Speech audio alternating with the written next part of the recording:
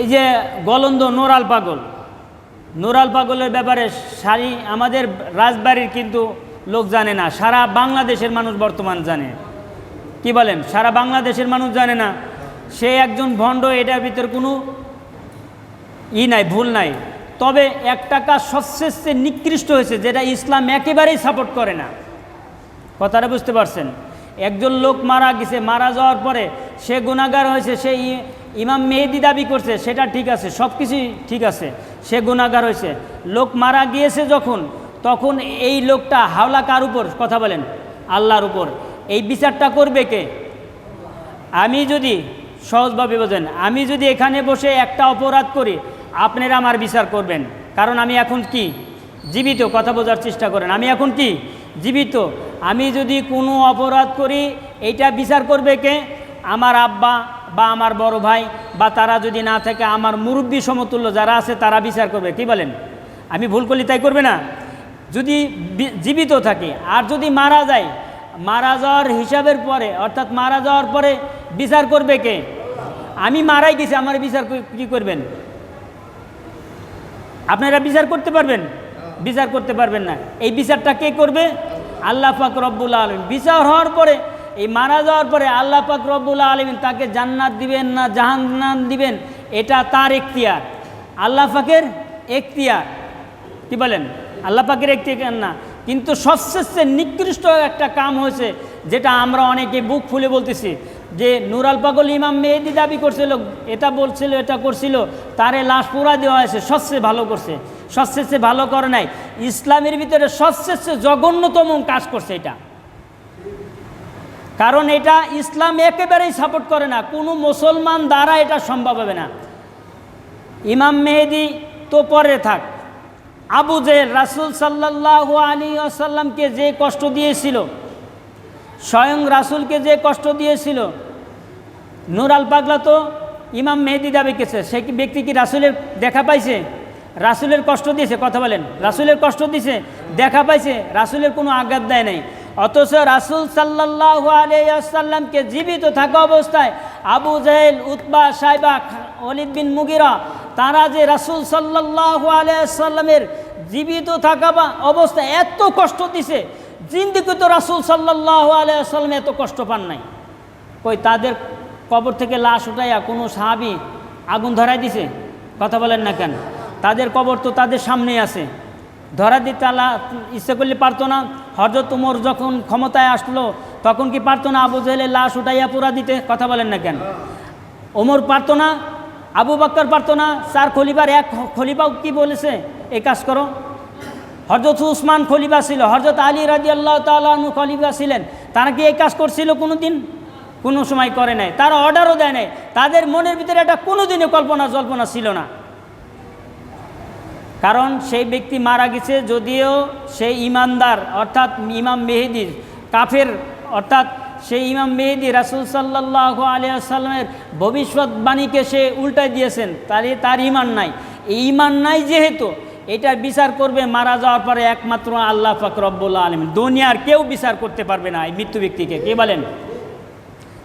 2 নম্বর কথা হচ্ছে, আমরা মুসলমান হয়ে যদি আজকে যদি এই অবস্থা করি, আমাদের এই অবস্থা দেখে অন্য বিজাতিরা, অর্থাৎ খ্রিস্টান, অন্য ধর্মাবলম্বী যারা আছেন, হিন্দু, বৌদ্ধ, তারা কি করবে?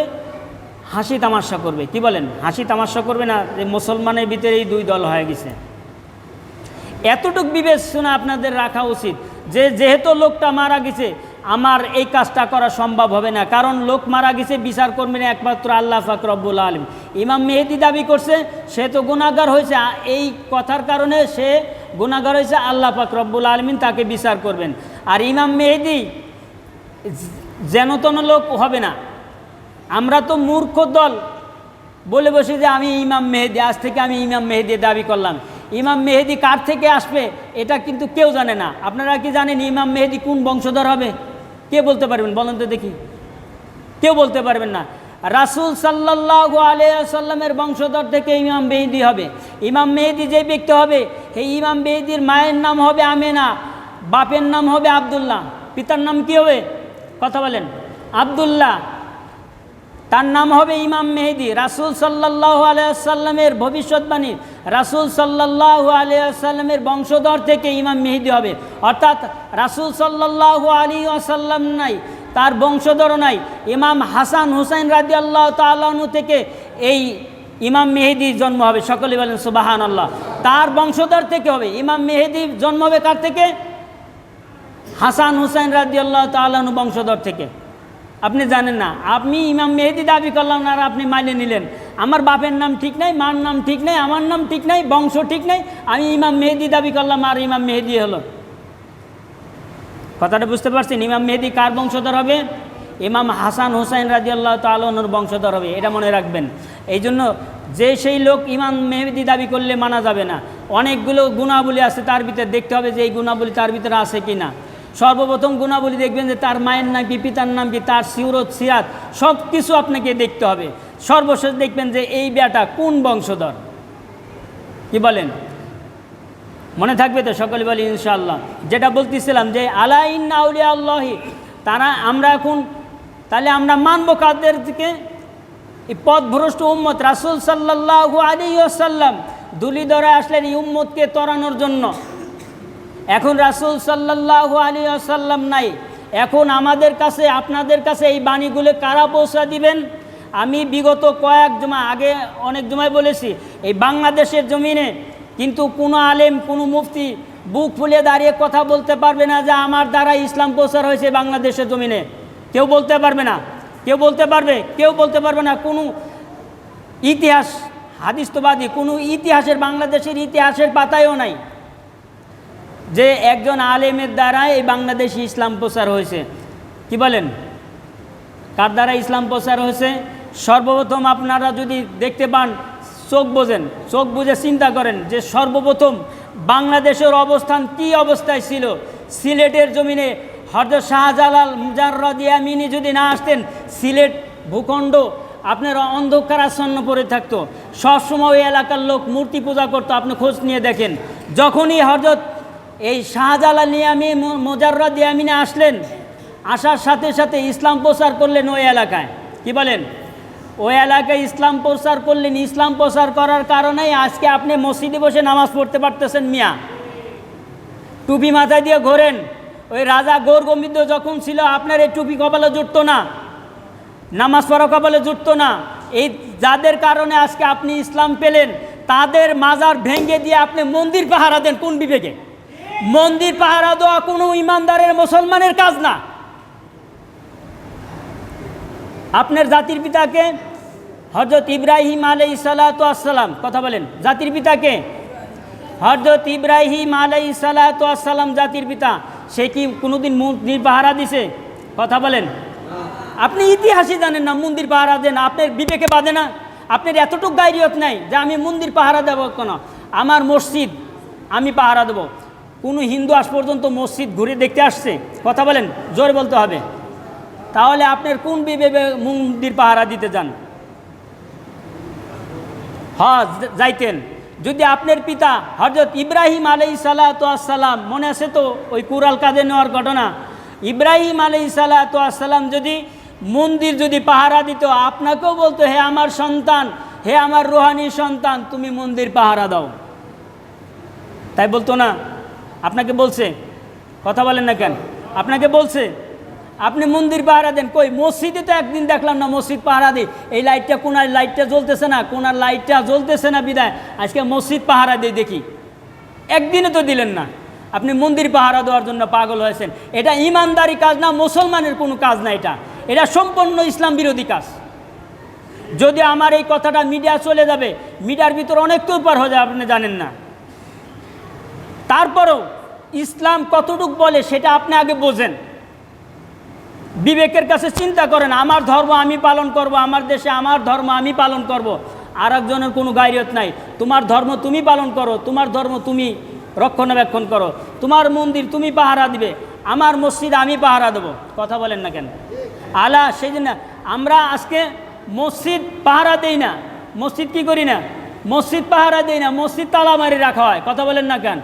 মসজিদ তালা মারে সিকিউরিটি করে রাখা হয়, অথচ মসজিদ পাহারা দেওয়া হয় না, দেওয়া হইলে মন্দিরই পাহারা দেওয়া হয়। আর আল্লাহর ওলিদের মাজার ভাঙার উস্কানি দেই আমরা। এটা কোনো সময় ইসলাম সাপোর্ট করে না। সকলে বলেন নাউজুবিল্লাহ। কথাটা বুঝতে পারতেছেন তো? সকলে বলেন ইনশাআল্লাহ। তাহলে আমরা এর ভিতরে বুঝতে পারি যে ইমাম মেহেদী কার থেকে জন্ম হবে এবং আল্লাহ ওলি যারা হবে তাদেরকে আল্লাহ পাক রব্বুল আলামিন কি ঘোষণা দিয়েছেন? আলা ইন্না আউলিয়া আল্লাহি লা খাউফুন আলাইহিম ওয়া লা হুম ইয়াহজানুন। আল্লাহ পাক রব্বুল আলামিন বলেন আমার বন্ধু যারা হবে তাদের কোনো ভয় নাই, চিন্তা নাই। অর্থাৎ ওলি যারা হবে তাদের কোনো চিন্তা নয়, ভয়ও নাই। কারণ কি? তাহলে বোঝা গেল আল্লাহ পাক রব্বুল আলামিন তাদেরকে এমন একটা স্পেশাল মজেজা দিয়ে দিবেন কিয়ামতের ময়দানে, যেটা কিয়ামত যতক্ষণ সংগঠিত না হবে ততক্ষণ পর্যন্ত আমি আপনার কল্পনা করতে পারবো না। পারবেন? তাহলে যদি আলা ইন্না আউলিয়া আল্লাহি লা খাউফুন আলাইহিম ওয়া লা হুম ইয়াহজানুন, একজন ওলিরে যেই সাপোর্ট দিবে আল্লাহ পাক রব্বুল আলামিন, আমাকে সেই সাপোর্ট দিবে না। কি বলেন? সেই সাপোর্ট দিবে না। কারণ আল্লাহ নিজেই বলতেছেন আল্লাহর ওলিদের অর্থাৎ আল্লাহর বন্ধু যারা হবে তাদের কোনো চিন্তা থাকবে না, ভয় থাকবে না। এখন আপনি কি বা আমি কি আল্লাহর ওলি, আল্লাহর বন্ধু হতে পারছি? আমি আপনার বন্ধু, আল্লাহর বন্ধু তো হওয়া দূরের কথা, আল্লাহর ওলি তো হওয়া দূরের কথা, আপনার বন্ধু আমি হতে পারি না আজ পর্যন্ত। আপনার বন্ধু যদি হতে পারতাম তারপরে বলতে পারতাম না আমাকে একজন ভালোবাসে, একজন লোক ভালোবাসে। কি বলেন? একজন লোক ভালোবাসে বলতে পারতাম। আল্লাহর বন্ধু তো হওয়া দূরের কথা, আপনার সংসারের একজন লোকের সাথে আমি বন্ধুত্ব করতে পারলাম না। আর আল্লাহর বন্ধু হই কীভাবে? এতটুকু গাড়িয়াত, এতটুকু মনের ভিতরে আপনার থাকে না যে আমি কি করলে ইসলাম কোনটা সাপোর্ট করতেছে কোনটা না করতেছে সেটাই আপনি বোঝেন না। অনেকে আজকে বুক ফুলে উস্কানি দিচ্ছে যে না এই কাজটা করছে খুব ভালো হয়েছে, এই কাজটা করছে খুব ভালো হয়েছে।